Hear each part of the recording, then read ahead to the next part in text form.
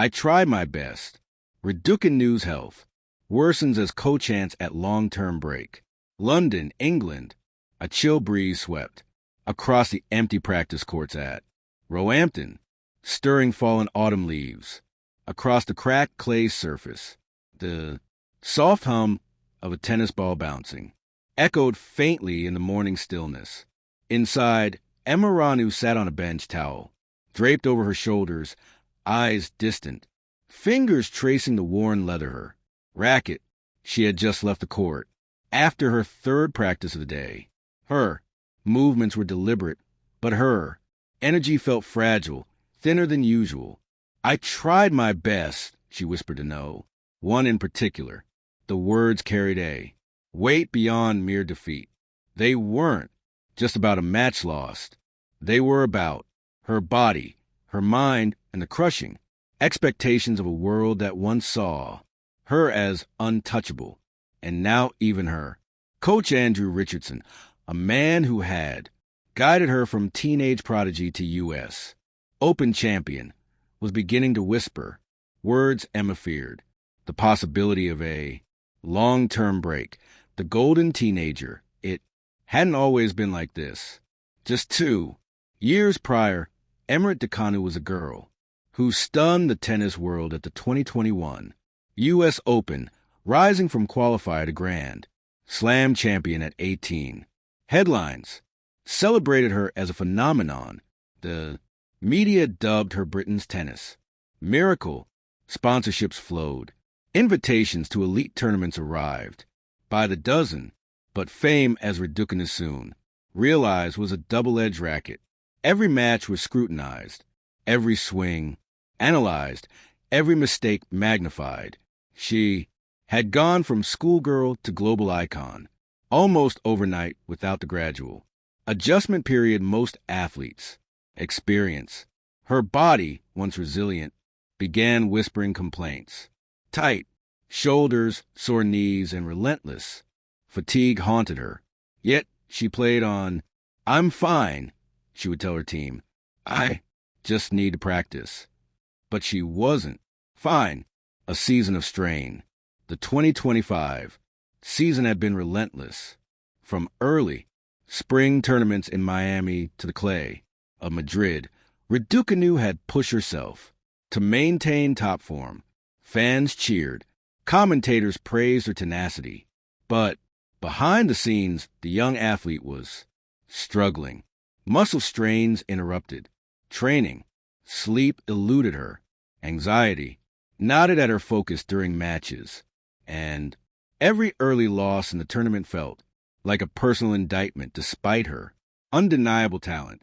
During a hard-fought second-round match at the Wuhan Open, she had collapsed after a long rally, clutching her leg. Medics rushed out, and the cameras caught her grimace of pain, which circulated across social media. The fans posted supportive messages. Come back strong, GMA. We know you'll rise again. But online admiration was cold comfort when the body itself refused to cooperate. Conversations in the dark. It was late September when Emma first sat down with her coach in their hotel room in Tokyo. Andrew Richardson studied her carefully. His hands were folded, his brow furrowed. Emma, we need to talk about your health, he said gently. I'm worried you're pushing yourself too hard. If we don't take a step back, this could become serious. Emma's eyes welled up. I can't stop now. The season isn't over. I have sponsors, rankings, expectations. Andrew reached out and placed a steady hand on hers. I know what you feel, but the only way you can truly succeed long term is to honor your body. A break doesn't mean giving up. It means preparing for a stronger return. The young champion nodded slowly, absorbing the gravity of the conversation. Her coach's words were a lifeline wrapped in warning. The headlines break. A week later, news leaked. Emma Ranu's health concerns could lead to extended break. The tennis world erupted. Social media filled with speculation.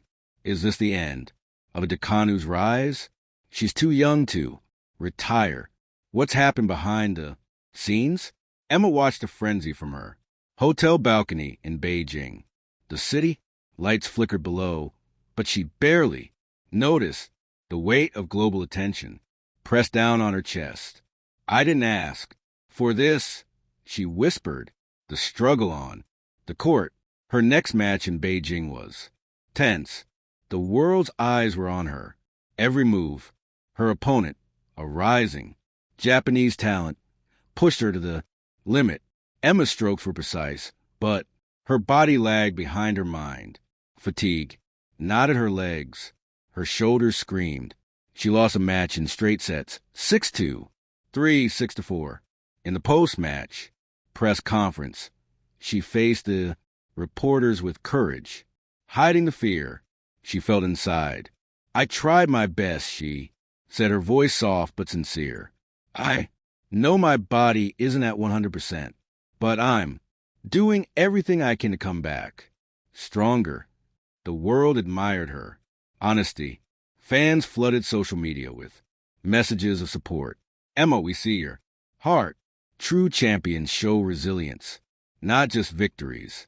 But inside Emma's heartache, she knew she was facing a crossroads.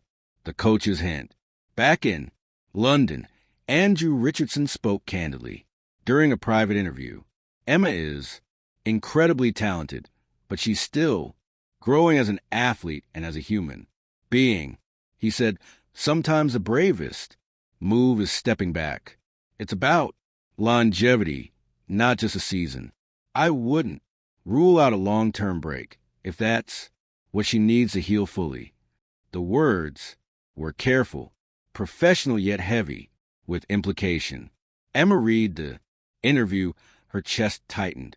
Could she truly step away from a sport she loved? Even temporarily, would the public understand, or would they see it as weakness? The announcement. Weeks later, Emma addressed the public in a heartfelt statement. This has been one of the toughest seasons of my life. My body and mind need time to heal. I want to continue pursuing my dreams in tennis, but I need a long-term break to come back stronger. I appreciate the love and understanding from my fans, family, and teammates. I tried my best, and I will continue to try my best in health, in spirit, and on the court. The statement spread like wildfire, praised for its honesty, courage, and humility. Fans and former champions alike celebrated her bravery. No longer just a champion in tennis, Emma became a symbol of resilience and self-awareness, reflection and resilience. As autumn turned to winter in London, Emma spent her days slowly rebuilding herself. Physically and mentally, yoga replaced grueling practice sessions. Meditation replaced sleepless nights. Nutrition, therapy, and reflection became daily rituals. She walked through quiet streets, journal in hand, rediscovering the joy of small things, a cup of tea, a conversation, the sound of leaves crunching underfoot.